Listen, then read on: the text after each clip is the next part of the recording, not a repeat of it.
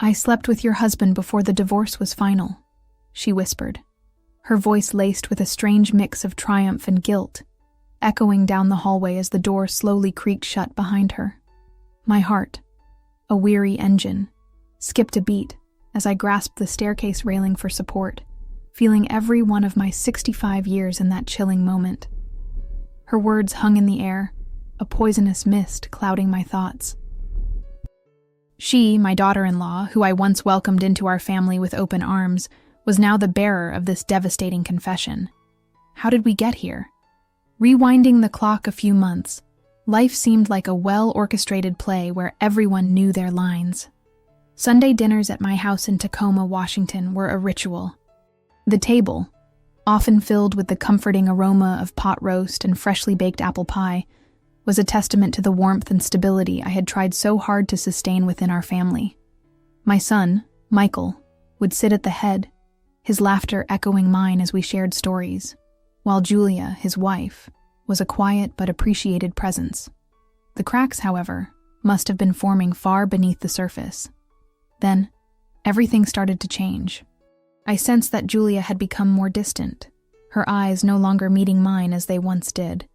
She rarely joined our family video calls, always claiming some vague obligation, or the babysitter canceling at the last minute. On the nights I babysat my grandchildren, I began to notice an eerie silence in her voicemails, an edge that grew sharper with each message. Yet, I tried to dismiss it, clinging to the hope that every family goes through rough patches. Reflecting on those moments now, I can't help but wonder what I missed. Were there telltale signs I brushed aside due to my misplaced trust, or perhaps stubborn pride? When Julia spoke those fateful words at my doorstep, reality unveiled itself with brutal clarity. She was not just a daughter-in-law. She was now the architect of my heartbreak. One weaves through life's delicate balance, and just like that, a loop is pulled, unraveling what was once whole. As I stand on the threshold of a new chapter, compelled to understand the extent of this betrayal, I invite you to join me on this journey of unraveling secrets and reclaiming peace. If you've ever felt the sting of betrayal from those you least expect, subscribe to my channel and hit the notification bell. Together, we'll explore how trust can be broken, but a spirit can still rise, stronger and wiser. Standing there, gripping the staircase railing, I felt the weight of Julia's words settle into my bones like a cold, unyielding fog. My mind raced, replaying every interaction, every forced smile, every moment of silence over the past few months. How could I have been so blind? My daughter-in-law, the woman I had embraced as a daughter, had shattered the fragile trust I'd spent decades building. Her confession wasn't just a betrayal of my son, Michael. It was a personal wound, a dagger driven into the heart of everything I held dear, my family. I sank onto the bottom step, the worn wood creaking under me, and buried my face in my hands. The house, once a sanctuary of laughter and love, now felt like a hollow shell. The echoes of Sunday dinners lingered in the air, but they were tainted now, poisoned by the image of Julia and my late husband Richard, together in a way I couldn't bear to imagine. Richard had passed 2 years ago, after a long battle with cancer, and though our marriage had its struggles, I thought we'd made peace with our imperfections. The divorce had been finalized a year before his death, a mutual decision born of exhaustion rather than malice. But to learn now, from Julia of all people, that he had sought solace in her arms before we'd even signed the papers, it was a violation I couldn't fathom. Julia's motivations gnawed at me. Was it spite? Resentment? Had she harbored some hidden grudge against me all these years, waiting for the perfect moment to strike? I thought back to the little things, the microaggressions I'd dismissed as mere quirks of personality. The way she'd sometimes cut me off mid-sentence during family dinners, her tone sharp and dismissive, as if my stories were trivial. The passive-aggressive comments about how I always had to be the center of attention, when I'd simply been trying to keep the conversation alive. Or the times she'd forgotten to invite me to school events for my grandchildren, only to apologize with a saccharine smile that never reached her eyes. I'd chalked it up to stress, to the strain of her marriage with Michael, but now I saw those moments for what they were. Tiny barbs, each one designed to chip away at my place in the family. I couldn't stay in the house any longer. The walls felt like they were closing in, suffocating me with memories of a past I no longer recognized. Grabbing my coat and purse, I stepped outside into the crisp Tacoma air, the gray sky mirroring the storm inside me. My house, a modest 2-story craftsman I'd lived in for over 30 years, had always been my anchor. It was the place where Richard and I raised Michael, where we celebrated birthdays and mourned losses, where I'd painstakingly tended the rose garden out front as a symbol of resilience after every hardship. That house was more than brick and mortar. It was the embodiment of my life's work, a testament to the family I'd fought to hold together. And now, it felt tainted, as if Julia's confession had seeped into the very foundation. As I walked down the street, my feet moved on autopilot toward the local diner, a place that had been a refuge for me since Richard's passing. I needed to clear my head, to find some semblance of clarity amidst the chaos. The diner's neon sign flickered in the distance, a beacon of familiarity in a world turned upside down. Inside, the smell of coffee and grease enveloped me, grounding me for a moment as I slid into a worn vinyl booth by the window. That's when I saw her. Margaret, my oldest friend, the one person who'd seen me through every storm life had thrown my way. She was already there, sipping her black coffee, her silver hair pulled back in a neat bun. Margaret had a way of sensing when I needed her, as if some invisible thread connected us across the miles. She looked up as I approached, her sharp blue eyes narrowing with concern the moment she saw my face. "Ellen, what's wrong?" she asked, setting her mug down with a soft clink. "You look like you've seen a ghost." I slid into the booth across from her, my hands trembling as I clutched my purse. "It's worse than a ghost, Maggie," I said, my voice barely above a whisper. "It's Julia. She told me she slept with Richard, before the divorce was even final." Margaret's eyes widened, her lips parting in shock. "Julia? Your Julia? With Richard?" She leaned forward, her voice dropping to match mine. "Are you sure she wasn't just trying to hurt you? That girl's always had a mean streak, but this..." She said it with such certainty, I replied, my throat tightening, like she wanted me to know, like she'd been waiting to drop this bomb on me. "I don't know why, Maggie. I don't know what I did to make her hate me this much." Margaret reached across the table, her weathered hand covering mine. "You didn't do anything, Ellen. Some people are just broken inside, and they take it out on the ones who've shown them kindness. But you've got to figure out what she's after. This kind of confession, it's not just about hurting you. There's something else at play here." Her words echoed my own suspicions. Julia's confession felt calculated, a chess move in a game I didn't even know I was playing. What did she stand to gain by telling me this now, after all these years? Was it simply to destroy me? Or was there a deeper motive, something tied to the family, to the house, to the legacy Richard and I had built together? As Margaret and I talked, I couldn't shake the image of Michael, my son, caught in the middle of this mess. He'd always been a quiet boy, introspective and conflict-averse, traits that had followed him into adulthood. During the unraveling of his marriage to Julia, I'd noticed how he'd retreated even further into himself, avoiding my questions about their relationship with vague excuses. "We're just working through some things, Mom," he'd say, his voice flat, his eyes averted. I'd wanted to push, to help, but I'd held back, not wanting to overstep. Now, I wondered if his passivity had allowed Julia's toxicity to fester unchecked. Had he known about her affair with Richard? Had he turned a blind eye to her behavior? Too overwhelmed or too afraid to confront her? The thought made my chest ache. My son, my protector, reduced to a bystander in his own life. The diner's jukebox kicked on in the background, playing an old country tune about lost love, and I felt the weight of my own losses pressing down on me. I thought about the rose garden again, the one I'd tended so diligently after Richard's death. Each bloom was a small victory, a reminder that beauty could grow even in the harshest conditions. That garden had become my refuge, a place where I could pour my grief and frustration into the soil and watch something good emerge. But now, I couldn't help but wonder if Julia saw it as a symbol of everything she resented about me. My resilience, my refusal to break, my claim on a family she felt she'd never truly belonged to. Margaret squeezed my hand again, pulling me back to the present. You've got to talk to Michael, Ellen.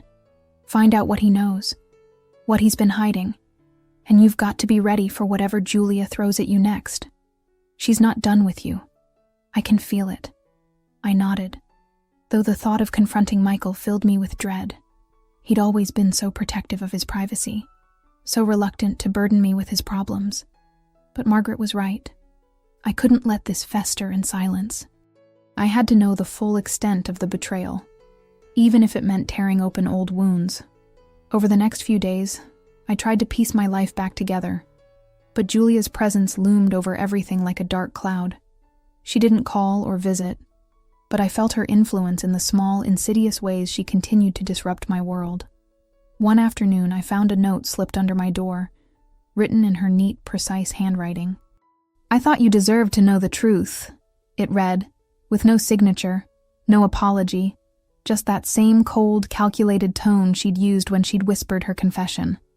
It was another jab, another reminder of her power over my emotions, and I felt a surge of anger mixed with helplessness as I crumpled the paper in my fist. Then there were the phone calls.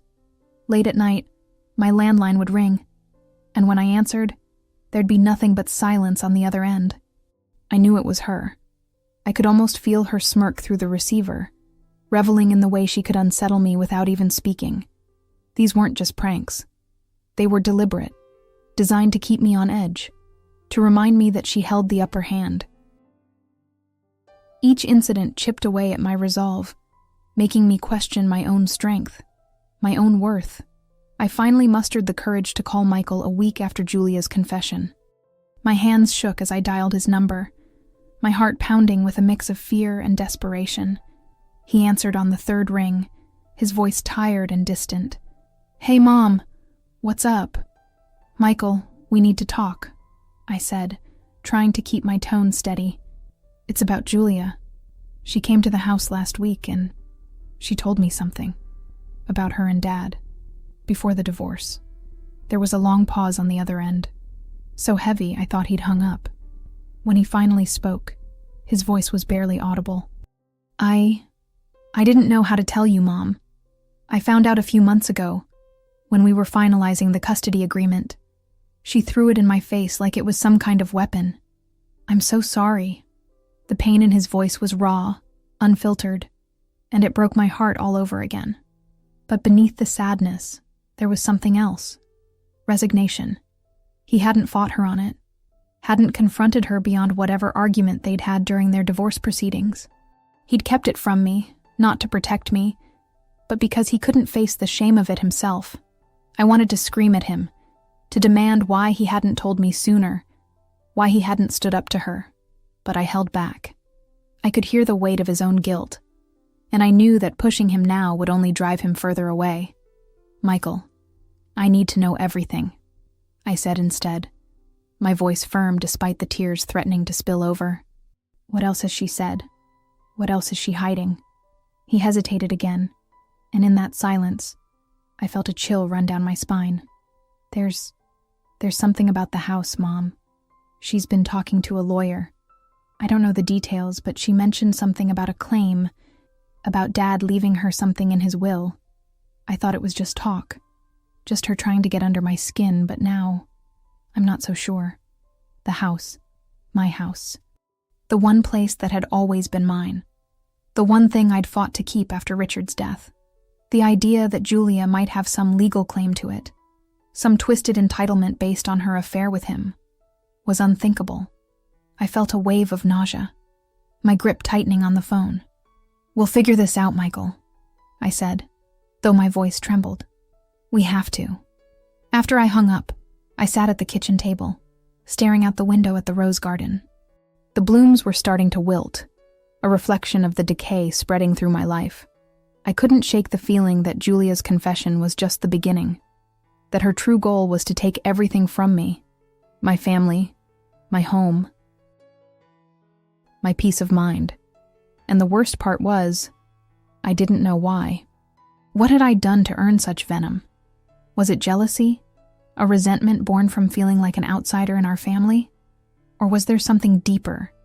Something tied to Richard, to a secret he'd taken to his grave? The final blow came a few days later, when Julia showed up at my door again. I hadn't expected her, hadn't braced myself for another confrontation, and the sight of her standing there, her posture rigid, her eyes cold, sent a jolt of fear through me. She didn't wait for me to invite her in.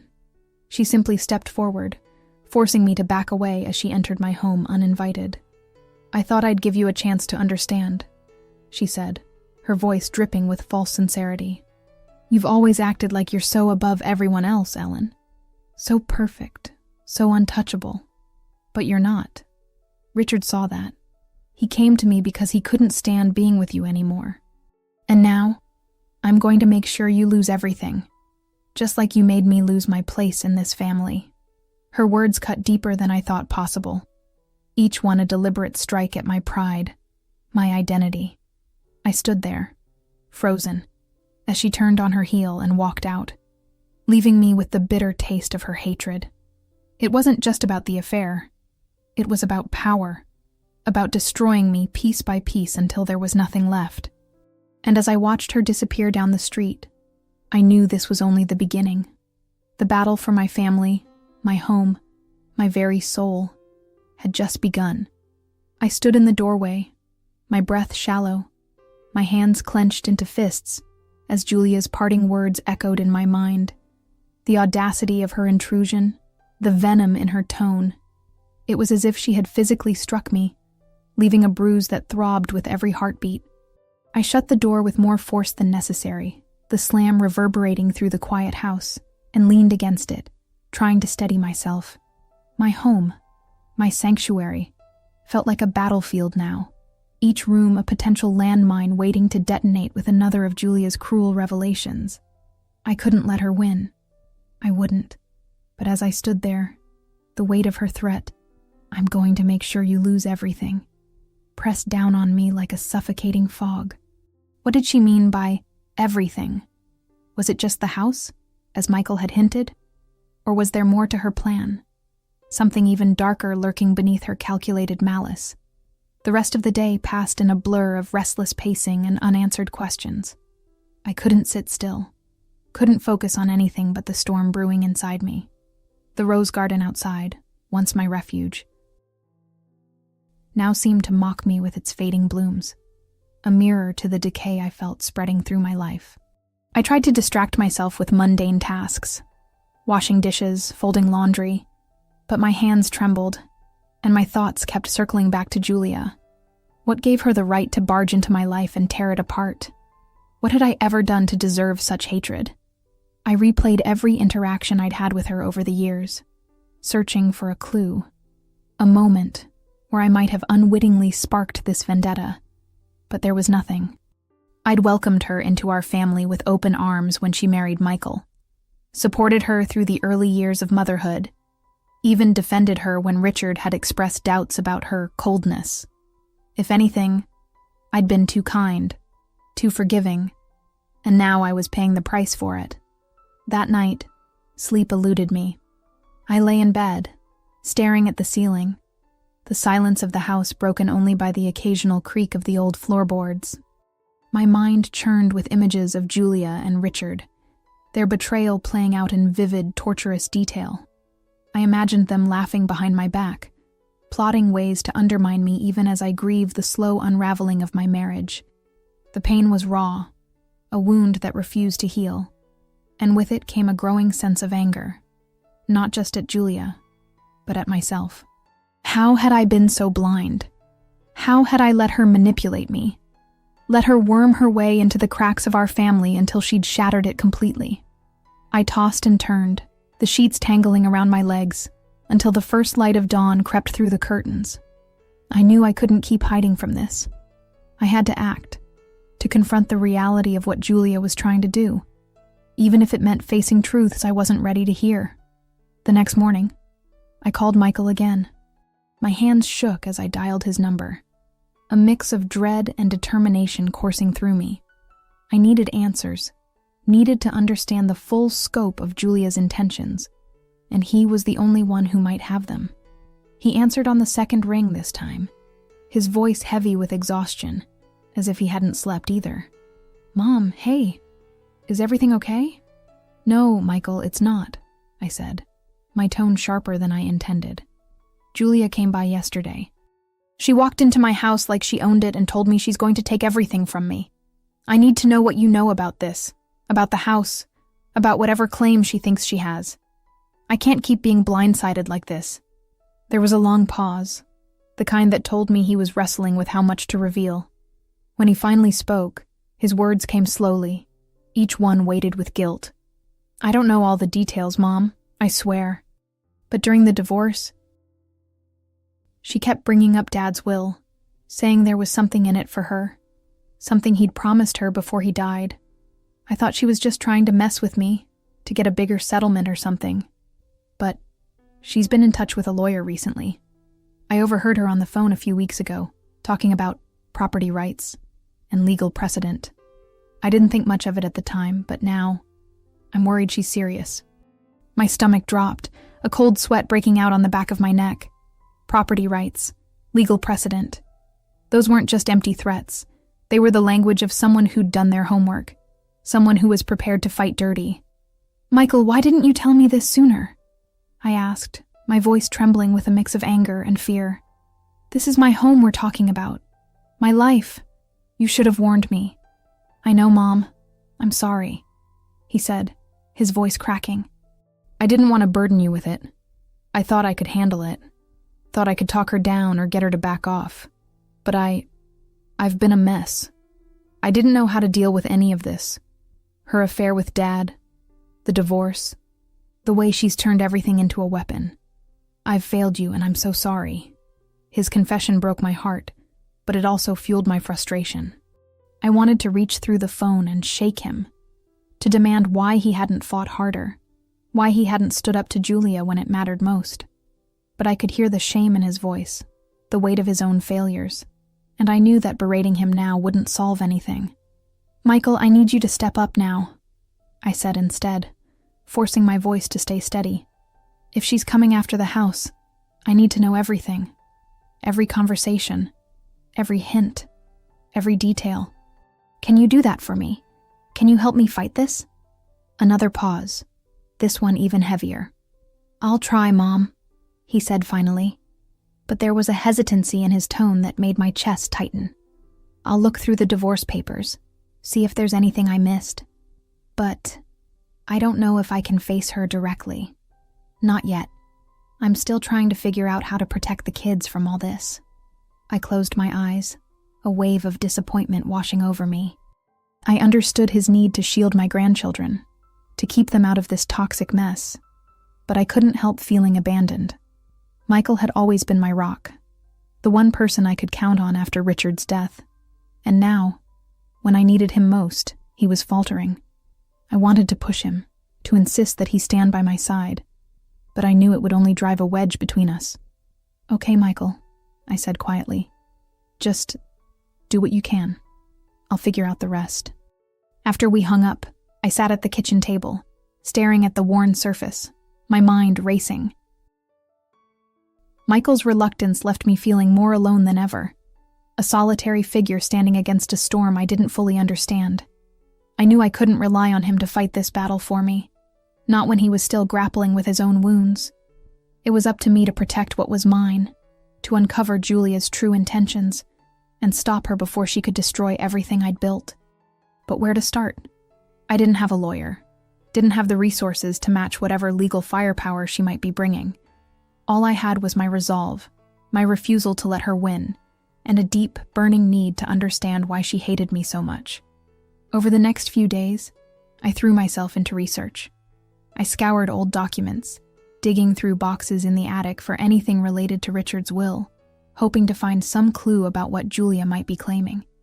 I found a copy of the will itself, a document I hadn't looked at since the probate process after his death. It was straightforward, or so I'd thought. Everything had been left to me and Michael, with a small trust set aside for the grandchildren. There was no mention of Julia, No hidden codicils or mysterious bequests. But as I read through it again, a nagging doubt crept in. Richard had always been secretive about certain things, especially toward the end of our marriage. Could he have made some separate arrangement? Something off the books that Julia was now exploiting? The thought made my skin crawl, but I couldn't dismiss it outright. I also reached out to Margaret again, hoping her sharp mind might see something I'd missed. We met at the diner once more, and I poured out everything. Julia's latest threat, Michael's hesitancy, the vague mentions of a claim on the house. Margaret listened intently, her brow furrowed, her coffee growing cold as she processed my words. "Ellen, this isn't just about the house," she said finally, her voice low and serious. "It's personal. Julia's not just after property.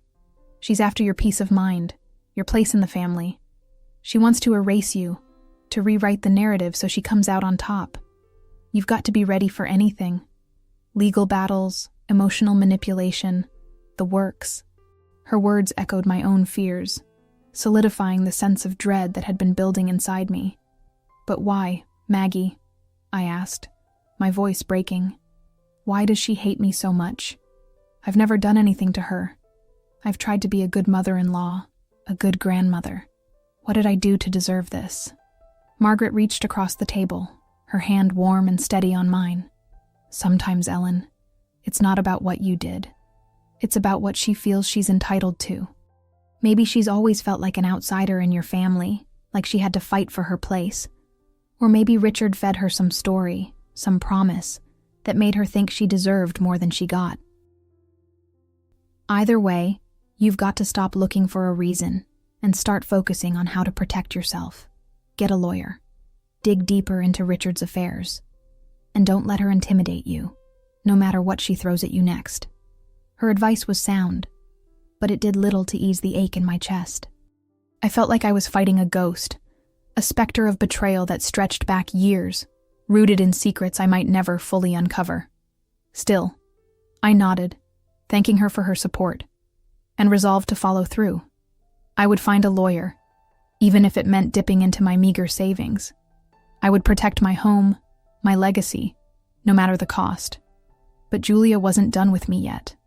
A week after her uninvited visit, she struck again, this time with a blow so calculated, so brazen, that it left me reeling.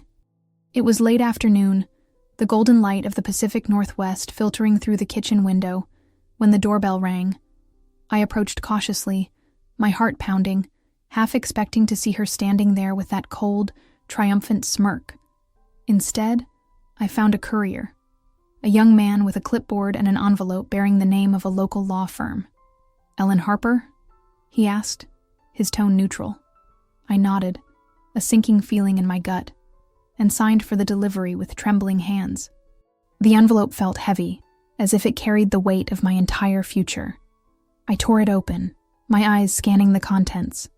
A formal letter from Julia's attorney, outlining her claim to a portion of my property. According to the document, Richard had allegedly promised her a share of the house as compensation for personal services rendered during the final years of his life. The language was vague but suggestive, a thinly veiled reference to their affair, and it included a demand that I sign over a percentage of the property's value or face legal action. Attached was a second page, a proposed agreement with a blank line for my signature, as if they expected me to simply roll over and comply. I read the letter 3 times, each word a fresh stab to my heart. The audacity of it, the sheer gall of claiming my home based on a betrayal, was beyond comprehension. This wasn't just a legal maneuver, it was a personal attack, a final, indecent proposal meant to strip me of everything I held dear. My house wasn't just a building, it was the embodiment of my life's work, the place where I'd raised Michael, where I'd weathered every storm with Richard, where I'd rebuilt myself after his death. To think that Julia believed she had a right to it, that she could use her affair with my late husband as leverage, was an insult I couldn't bear. I crumpled the letter in my fist, my vision blurring with tears of rage. "No," I whispered to myself, the word a vow. A line in the sand. "You will not take this from me. Not now. Not ever." My refusal was absolute, fueled by years of suppressed anger, by the countless times I'd bitten my tongue to keep the peace, by the realization that Julia had underestimated me. She thought I was weak, a broken old woman who'd crumble under pressure, but she was wrong. I'd fought for this family, for this home, through every hardship life had thrown at me, and I wasn't about to let her destroy it now. I called Michael immediately, my voice shaking with fury as I read him the letter over the phone. "She's trying to take the house, Michael. She's claiming Dad promised her a share of it because of what happened between them. I need you to tell me if there's any truth to this. If there's anything in Dad's will or his papers that could support her claim. I can't do this alone." His response was a long, heavy sigh, the kind that told me he was already retreating. "Mom, I don't know. I don't think there's anything in the will, but Dad was always secretive about money, about deals he made. I'll look through what I have, but I can't promise I'll find anything. And honestly, I don't know if I can get involved in this fight. I've got the kids to think about, and Julia's already making things hard with custody. I'm sorry, Mom. I can't." His words were a punch to the gut, a confirmation of the loneliness I'd feared. I'd hoped, against all evidence, that he'd rally to my side, that he'd stand with me against Julia's onslaught. But he couldn't, or wouldn't, and I was left to face this battle on my own. "Okay, Michael," I said, my voice hollow. "I understand. I'll handle it." I hung up before he could hear the tears in my voice, the bitter disappointment that threatened to overwhelm me. Alone in my kitchen, I stared at the crumpled letter, my resolve hardening with every passing second. If Michael couldn't help me, I'd find a way to fight this myself. I'd hire a lawyer, gather evidence, do whatever it took to protect my home. But deep down, I knew this wasn't just about legalities. It was about confronting Julia, about facing the woman who'd betrayed me in the most intimate way, and telling her she'd gone too far. The thought of seeing her again filled me with dread, but it also ignited something fierce within me, a need to reclaim my power, to show her I wasn't the weak, pitiful figure she imagined. The confrontation came sooner than I expected. 2 days after receiving the letter, Julia showed up at my door again, unannounced as always, her presence a violation of the fragile peace I'd been trying to maintain. She stood there, her posture rigid, her eyes glinting with a mix of arrogance and anticipation, as if she knew she'd cornered me. In her hand was a copy of the same agreement I'd received, the blank line for my signature glaring like an accusation. "I assume you've had time to think about my offer," she said, her voice smooth and cold, like a blade wrapped in silk. "Sign the paper, Ellen. Give me what's rightfully mine, and we can end this without dragging it through the courts. I don't want to make this harder than it has to be." I stared at her, my blood boiling, my hands trembling with the urge to tear the paper from her grasp and shred it in front of her. But I held myself steady, drawing on a strength I hadn't known I possessed. "No, Julia," I said, my voice low and firm, each word a deliberate strike. "I'm not signing anything. This house is mine. My life is mine. You don't get to waltz in here and claim it because of some twisted affair you had with my husband. You've crossed every line, betrayed every trust, and I'm done letting you think you have power over me." Her smirk faltered for a moment, a flicker of surprise crossing her face, but she quickly recovered, stepping closer, her tone sharpening. "You think you can stop me? I have proof, Ellen. Richard promised me a share of this house, and I have the documentation to back it up. You can fight me, but you'll lose. And when you do, I'll make sure everyone knows just how weak you really are." That was the moment I snapped. Years of pent-up anger, grief, and betrayal surged to the surface, a tidal wave I could no longer contain. I stepped forward, closing the distance between us, my voice rising with every word. "Proof? You have nothing but lies and manipulation, Julia. You think you can rewrite history, make yourself the victim when you're the one who tore this family apart. You slept with my husband, betrayed my son, and now you're standing here, in my home, trying to take the one thing I have left. You're not a victim, you're a predator, and I see you for what you are. A bitter, broken woman who can't stand to see anyone else hold on to what they've fought for. You will not take this from me. Do you hear me? You will not win. My words hung in the air, raw and unfiltered, a cathartic release of everything I'd held inside for far too long. Julia's face twisted, her composure cracking under the weight of my accusations. For the first time, I saw uncertainty in her eyes, a hint of doubt that told me I'd struck a nerve. She opened her mouth to retort, but no words came. Instead, she took a step back, the agreement still clutched in her hand, her grip tightening as if it were her last lifeline. "This isn't over, Ellen," she said finally, her voice quieter now, but laced with a promise of retribution. "You'll regret this." She turned on her heel and walked away, her footsteps echoing down the path, but I didn't move. I stood in the doorway, my chest heaving, my heart pounding with a mix of fear and triumph. I'd faced her head on, spoken truths I'd never dared to voice before, and though the battle was far from over, I felt a shift within me. I wasn't just defending my home, I was defending myself, my dignity, my right to exist in a world she'd tried to erase me from. As I closed the door, the weight of the confrontation settled over me, but so did a newfound clarity. Julia wasn't done. She'd made that clear, but neither was I. I'd hire a lawyer, uncover the truth about Richard's promises, if they even existed, and protect what was mine.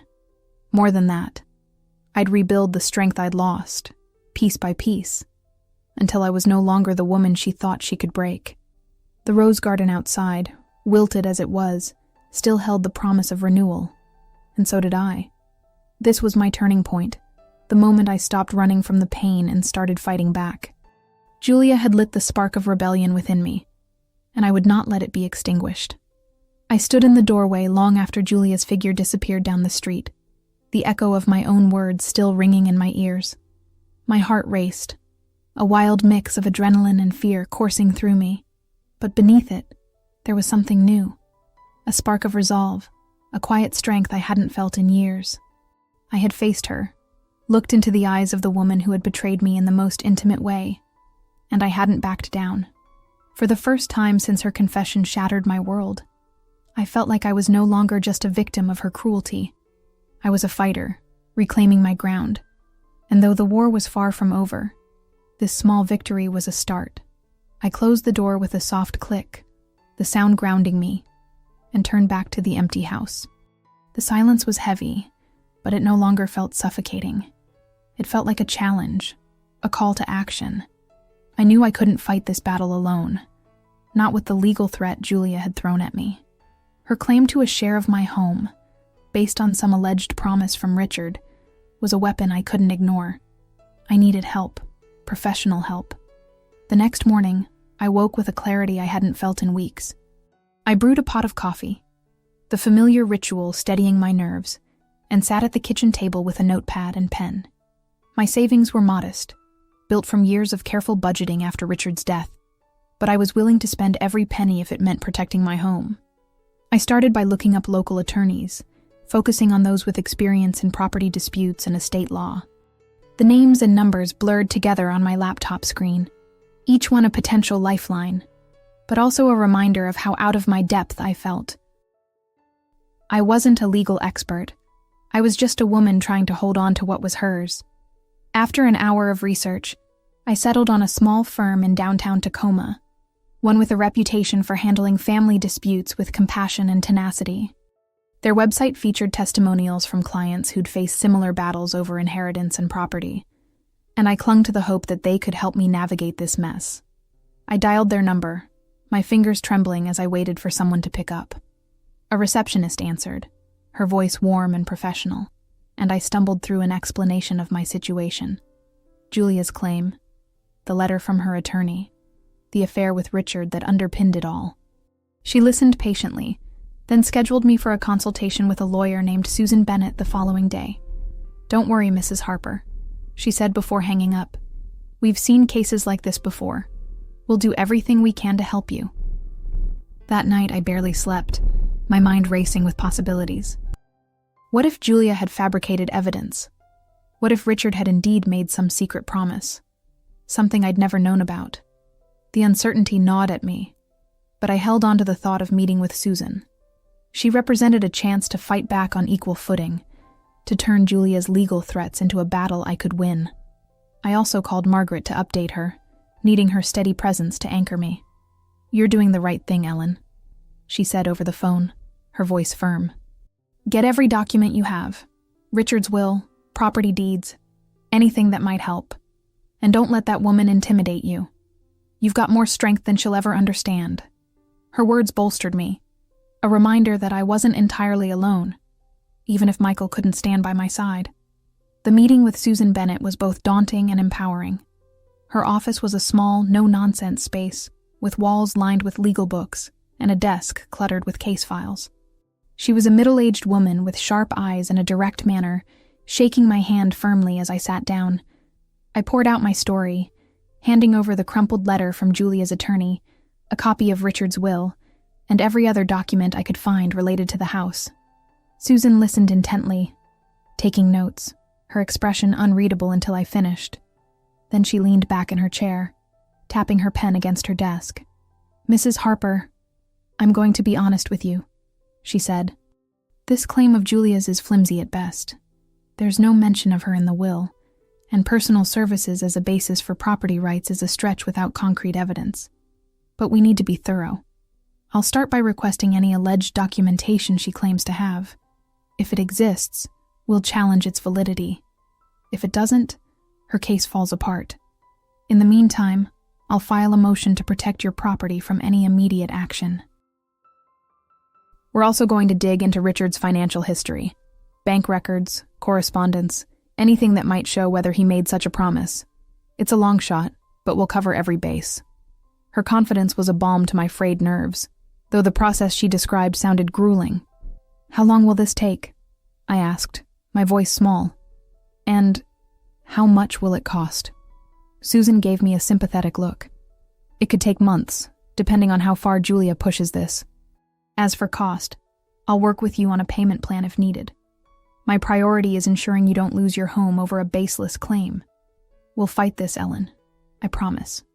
I nodded, a lump in my throat, and signed the retainer agreement with a shaky hand. Walking out of her office, I felt a mix of relief and dread. I had an ally now, someone who knew the legal battlefield, but the road ahead was uncertain. Still, I clung to Susan's assurance that Julia's claim was weak. It was a lifeline, a reason to keep pushing forward. With the legal process underway, I decided to take a step back, to give myself space to breathe and think. The constant tension of waiting for Julia's next move, combined with the emotional toll of the past weeks, had left me raw and exhausted. I needed perspective, a chance to regroup away from the house that had become both my sanctuary and my prison. Margaret offered to let me stay with her for a few days at her cabin just outside Tacoma, a quiet spot by a lake where we'd often retreated during tough times. "Come clear your head, Ellen," she urged over the phone. "You can't fight if you're running on empty." I hesitated, worried about leaving the house unattended, but ultimately agreed. I packed a small bag, locked up tight, and drove the short distance to her cabin, the familiar hum of the road soothing my frayed nerves. The cabin was a rustic haven, surrounded by towering pines and the gentle lapping of water against the shore. For the first time in weeks, I felt the weight on my shoulders ease, if only slightly. Margaret and I spent long hours talking by the fire, sipping tea as I unpacked every fear, every doubt. She listened without judgment, offering wisdom that cut through my spiraling thoughts. "You've got to remember who you are, Ellen," she said one evening, her eyes reflecting the flickering flames. "You're not just Richard's widow or Michael's mother or Julia's punching bag. You're a woman who survived more than most. Divorce, loss, betrayal, and you've come out stronger every time. Don't let her make you forget that." Her words struck deep, rekindling a sense of self I'd buried under layers of pain. I spent the days walking by the lake, letting the crisp air and solitude wash over me, piecing myself back together bit by bit. While I was away, Susan kept me updated via email and phone calls. She'd filed the protective motion for my property, ensuring Julia couldn't force any immediate action, and had sent a formal request for the supposed documentation of Richard's promise. Julia's attorney responded with delays and vague excuses, a tactic Susan interpreted as a sign they were bluffing. "They're stalling, Ellen," she told me during one call. "That's a good sign. It means they don't have the evidence they claim to have. I'm also working with a private investigator to look into Richard's financial records from the last years of his life. If there's anything, letters, emails, transactions, we'll find it." I thanked her, a flicker of hope igniting, though I couldn't shake the fear that Julia might still have something up her sleeve. During my time at the cabin, I also heard whispers of Julia's behavior through mutual acquaintances. A neighbor, who'd seen her car near my house more than once while I was away, mentioned to Margaret that Julia had been asking around about me, probing for information on my whereabouts with a thinly veiled frustration. "She didn't look happy, Ellen," Margaret relayed with a wry smile. "I think she expected you to crumble by now, and your absence is throwing her off. She's getting desperate." The thought gave me a grim satisfaction. Julia's desperation was a crack in her armor, a sign that my refusal to bend was starting to unnerve her. I imagined her pacing, plotting her next move, only to find me out of reach, a ghost she couldn't pin down. It was a small victory, but it fueled my determination to return stronger than ever. After 5 days at the cabin, I felt ready to face Tacoma again. The break had given me clarity, a renewed sense of purpose. I drove back with a steely resolve, the rose garden coming into view as I pulled into my driveway. The blooms were still wilted, but I saw them now as a challenge rather than a defeat, a reminder that I could nurture life back into even the most battered ground. I unpacked my bag, settled into the familiar creak of my home, and called Susan to let her know I was back and ready to push forward. "Good timing," she said, her voice tinged with excitement. "I've got news. We found something, or rather, the absence of something. There's no record of any promise or transaction between Richard and Julia in his financial history. No letters, no emails, nothing in his bank statements or legal correspondence. Her claim is based on air, Ellen. I'm drafting a motion to dismiss her case for lack of evidence, and I've got a sworn affidavit from a forensic accountant backing it up. This is our document of power, so to speak. It's time to confront her with it." My heart leapt at her words, a wave of relief crashing over me. A document of power. Proof that Julia had nothing to stand on, that her threats were empty. I could almost picture the look on her face when confronted with the truth, her carefully constructed narrative crumbling under the weight of facts. Susan and I arranged to meet the following day to finalize the paperwork, and she advised me to request a face-to-face meeting with Julia and her attorney, under controlled circumstances, to present the motion and demand a retraction of her claim. "We'll do it in a neutral location, with witnesses," Susan assured me. "She won't be able to intimidate you there. This is your moment to take back control." The meeting was set for a week later at a local mediation center, a sterile, professional space designed to diffuse conflict. I arrived early, dressed in a simple but polished outfit, my nerves jangling but my resolve firm. Susan was by my side, carrying a folder with the motion to dismiss and the accountant's affidavit, her presence a shield against whatever Julia might throw at me. When Julia and her attorney walked in, I felt a jolt of adrenaline, but I held my ground, meeting her cold gaze with a steady one of my own. She looked tense, her posture rigid, her usual smirk replaced by a tight-lipped frown. Her attorney, a wiry man with a nervous tic, shuffled through papers, avoiding eye contact. It was clear they knew they were on shaky ground. Susan took the lead, her voice calm and authoritative as she laid out our position. "Mrs. Harper has endured significant emotional distress due to an unsubstantiated claim on her property," she began, sliding the motion to dismiss across the table.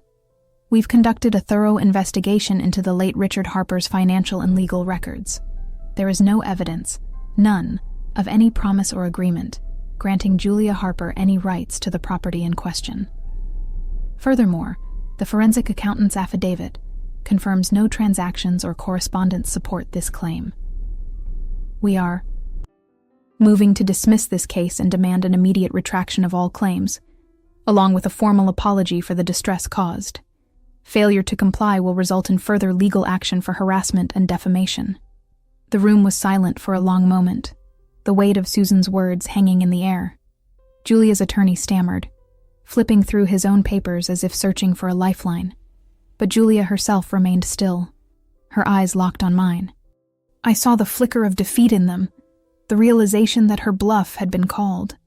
She opened her mouth to speak, but her attorney cut her off, whispering urgently in her ear.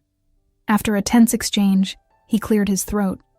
We will review the motion and respond accordingly," he said, his voice weak. "But my client maintains her position for now." Susan didn't flinch. "That's your prerogative," she replied coolly. "But be advised, we are prepared to escalate this to court if necessary. The evidence, or lack thereof, is clear. This claim is baseless, and continuing to pursue it will only result in further consequences for your client." Julia's face twisted, a mix of anger and frustration, but she said nothing. I felt a surge of triumph, tempered by the knowledge that she wasn't done fighting. Still, this was a victory, a clear, undeniable win in a battle I'd feared I'd lose. As we left the mediation center, Susan squeezed my arm. "You did well, Ellen. She's on the ropes now. If she pushes this further, she's only digging her own grave. I'll keep the pressure on." I nodded, a shaky smile breaking through. "Thank you, Susan. I couldn't have done this without you." For the first time in weeks, I felt a genuine sense of hope, a belief that I could reclaim my life from Julia's grasp.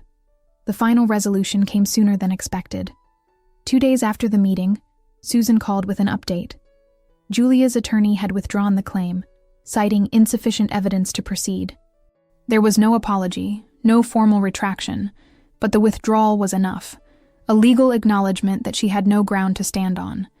Susan had already filed paperwork to ensure the dismissal was permanent, a protective barrier against any future claims. "It's over, Ellen," she said, her voice warm with satisfaction. "Your home is safe. She can't touch it now." I sat at my kitchen table, the phone still in my hand, as tears of relief streamed down my face. It was over. My home, my sanctuary, the embodiment of my life's struggles and triumphs, was mine. Julia had tried to strip it from me, to erase my place in my own story, but I had fought back and won. The victory wasn't just legal. It was personal, a reclamation of my dignity, my strength, my right to exist, without her shadow looming over me. That evening, I called Michael to share the news. His voice was quiet, heavy with a mix of relief and guilt. "I'm so glad, Mom," he said. I'm sorry I couldn't be there for you through this. I've been a coward, hiding from Julia, from everything. I let you down, and I don't know how to make up for it."